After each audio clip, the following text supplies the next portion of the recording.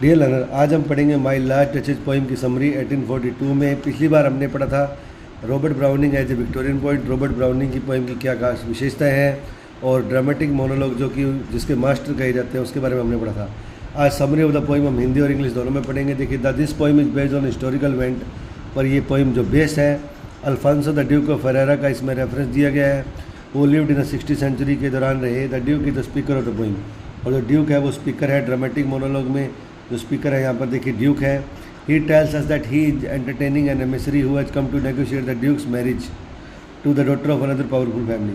Duke के पास किसी और राजा का, किसी अन्य राजा का जो दूत आया है, संदेशवाहक आया है मैरिज प्रपोजल लेके, उसके साथ जो उसकी बातचीत है और उसको जो ड्यूक बोल रहा है, ड्यूक के शब्द हैं वो इस पोइम में लिखे गए हैं, बताए गए हैं कि ड्यूक अपनी लेट डचेज के बारे में बता रहा है। देखिए, as he shows the visitor through his palace, जैसे ही विजिटर जो उसके पास आता है उसको वो अपना महल दिखाता है। He stops before a portrait of the late duchess, वो कहाँ पर जाके रुक जाता है, खड़ा हो जाता है अपनी जो पुरानी जो उसकी रानी है, जो जिसकी मृत्यु हो चुकी है, लेट डचेज, उसके पोर्ट्रेट बना हुआ है वहाँ पर और वहाँ पर जाकर वो रुक जाता है। Apparently a young and lovely girl, जो कि एक सुंदर लड़की थी। The duke begins reminiscing about the portrait session then about the duchess herself, और ड्यूक जो है उसके बारे में, अपने लेट डचेज के बारे में अपनी बातें बताता है बहुत सारी। His musings give way to a diatribe tirade on a disgraceful behaviour, वो अपने लेट डचेज के डिसग्रेसफुल बिहेवियर के बारे में बताता है कि मैंने उससे शादी करके 900 ईयर्स अगो का उसे नाम दिया, परंतु उससे उसकी रिस्पेक्ट नहीं थी। वो हर किसी की बात पे हंसती थी, हर किसी बात को पसंद करती थी, और ड्यूक का जो उसका बिहेवियर था वो डिसग्रेसफुल लगता था, डिसरिस्पेक्टफुल लगता था। लेकिन ड्यूक ने उसे करेक्ट करने की कोशिश नहीं की, उसे सुधारने की कोशिश नहीं की, बल्कि उसे क्या कर दिया, जहर दे दिया, जिसके कारण उसकी डेथ हो गई। देखिए, he claim that she flirted with everyone and did not appreciate his gift of a 900 years old name. वो कहता है कि वो सभी के साथ फ्लर्ट करती थी और जो उसका 900 साल पुराना नाम था उसकी कद्र नहीं करती थी जो उसे दिया गया था।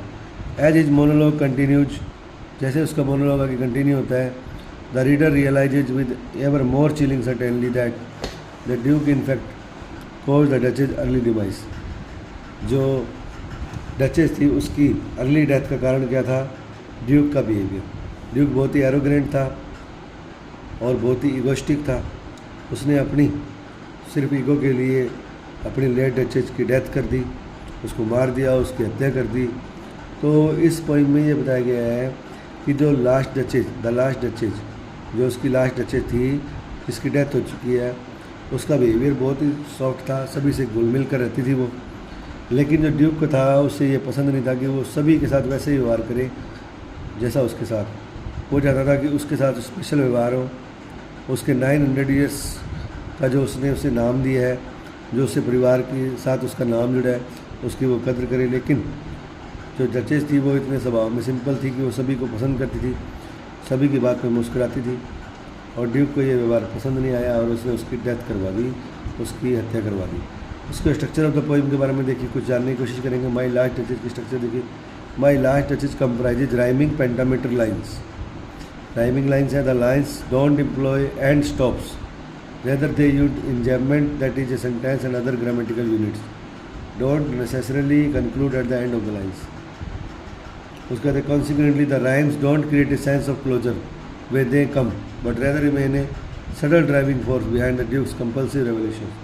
ड्यूक जो है अपनी बात को आगे से आगे बढ़ा रहा है, और इसके बारे में ही माई लास्ट डचेज में जो लाइन्स है उसकी इस तरह से लिखी गई है कि जो विचार है उसके आगे से आगे चल रहे हैं।